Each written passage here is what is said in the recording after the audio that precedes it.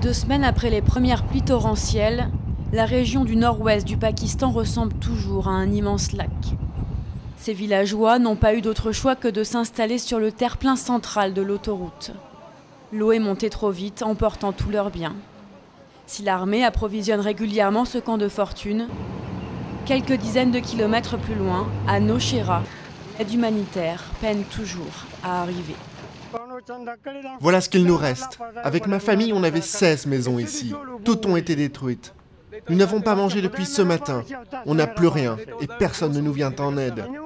Maintenant, on attend l'aide de Dieu. Ici, il ne reste quasiment plus rien de ce camp de réfugiés afghans. Des milliers de maisons, la plupart en terre, ont été balayées. Au moins 20 personnes se seraient noyées et d'après les rescapés, seul le SB Islami serait venu apporter de l'aide. En Afghanistan, ce groupe est le 2e mouvement d'insurgés islamistes après les talibans.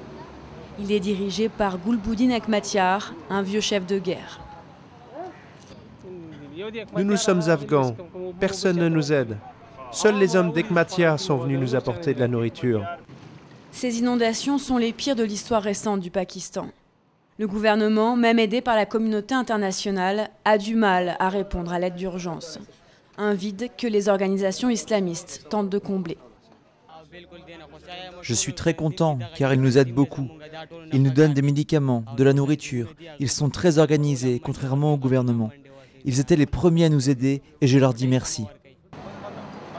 La Jamaat ud-Dawa prétend posséder 10 camps comme celui-ci dans la région.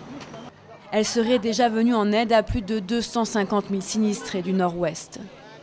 Mais cette fondation caritative est aussi considérée comme l'aile politique du Lashkar-e-Taïba, un groupe islamiste fondé par Hafiz Saïd et accusé par l'Inde d'avoir perpétré les attaques de Bombay. Hafiz Saïd est un héros pour tous les pays musulmans du monde.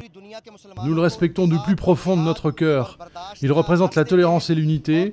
Il donne beaucoup à la communauté. Mais nous ne sommes pas politisés.